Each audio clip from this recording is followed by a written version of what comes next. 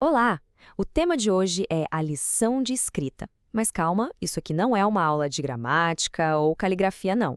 É uma história sobre poder e como o encontro lá no meio da Amazônia revelou um lado bem surpreendente de uma das invenções mais importantes da humanidade. Sabe, a gente costuma pensar na escrita como algo nobre, né? Para registrar história, compartilhar ideias, conectar as pessoas. Mas vamos começar com uma pergunta que provoca um pouco. E se a principal função da escrita, lá na sua origem, não tivesse nada a ver com iluminar, e sim com dominar? Para a gente poder explorar essa ideia, vamos viajar para um lugar bem remoto e conhecer um povo chamado Nambiquara. Então, imagine a cena. Estamos nos anos 30. O nosso protagonista é o famoso antropólogo Claude Lévi-Strauss. Ele se meteu numa expedição no coração da Amazônia brasileira, uma jornada que o levaria ao momento de pura revelação. Lévi-Strauss passou um tempo vivendo com os Nambiquara, um pequeno grupo nômade. E aqui, ó, tá o ponto-chave da nossa história. Era uma sociedade que não tinha nenhum tipo de escrita. Nenhuma mesmo. Eles eram, como se diz, completamente ágrafos. E é nesse cenário que acontece o incidente principal. Um evento que o próprio Lévi-Strauss chamou de a lição de escrita, mas que, na real, parece mais uma grande malandragem, uma enganação. Para criar um clima de amizade, de confiança, sabe? Lévi-Strauss teve uma ideia bem simples: distribuir papel e lápis para os Nambiquara. Para eles, aquilo era uma novidade total. Nunca tinham visto antes. A reação inicial foi de pura curiosidade e diversão. A maioria começou a rabiscar umas linhas na horizontal, meio que imitando o gesto que viu um antropólogo fazer. Mas o chefe do grupo, ele observou tudo com mais atenção e agiu de forma bem diferente. Lévi-Strauss sacou na hora que algo crucial tinha acontecido ali. Ele escreveu: só ele havia compreendido a função da escrita. Presta bem atenção na diferença. O chefe não entendeu o significado dos rabiscos, mas ele entendeu a função social da escrita, o para que ela servia. E o que ele fez então?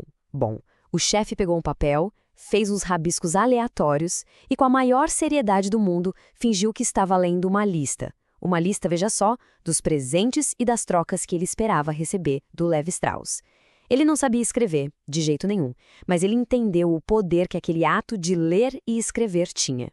Aquilo ali foi uma verdadeira jogada de mestre. O objetivo dele era muito claro: usar aquele documento para, primeiro, impressionar o próprio povo, que não fazia ideia do que estava acontecendo, depois, para intimidar outros grupos rivais que estavam por ali, e, claro, no fim das contas, para aumentar o próprio prestígio e fortalecer o seu poder como líder. E esse pequeno incidente, essa história, ilustra de forma brilhante a teoria que o Lévi-Strauss desenvolveu a partir daí. Então vamos ver como essa história se expande por uma visão da escrita como um instrumento. A partir dessa observação, o Lévi-Strauss formulou uma hipótese, e olha, é uma hipótese bem radical. Ele sugeriu que a função principal da escrita, historicamente falando, não foi a comunicação de ideias ou a troca de conhecimento, mas sim facilitar o controle e a exploração de seres humanos. Pesado, né? E ele foi buscar provas na história. Pensa só. As primeiras aldeias, lá no período neolítico, existiram por milhares de anos sem escrita. A escrita só vai aparecer muito, mas muito tempo depois. E o surgimento dela coincide, olha que interessante, exatamente com a formação das primeiras grandes cidades e dos grandes impérios. Ela aparece junto com a necessidade de organizar, de cobrar impostos, de controlar populações enormes. E o resultado? A criação de hierarquias sociais complexas, de castas, de classes. Então, o ponto crucial é este, ó. Sem a escrita, é muito difícil gerenciar grupos gigantes de pessoas. O poder acaba sendo mais descentralizado. Agora, com a escrita, de repente se torna possível administrar impérios vastos, centralizar a autoridade e criar sociedades superestratificadas com leis, impostos, registros. A escrita vira basicamente a tecnologia da burocracia e do controle. Isso tudo nos leva à conclusão dessa análise. Será que a gente precisa, então, reavaliar nossa percepção sobre a escrita? Seria ela, na sua essência, uma ferramenta de poder? Para Claude Lévi-Strauss, a resposta que ele encontrou lá na Amazônia era bem clara. A escrita, em sua origem, não foi o motor da iluminação do espírito humano. Foi, antes de tudo, o motor para a construção de impérios. E isso nos deixa com uma reflexão final, que amarra essa história lá dos anos 30 com os dias de hoje.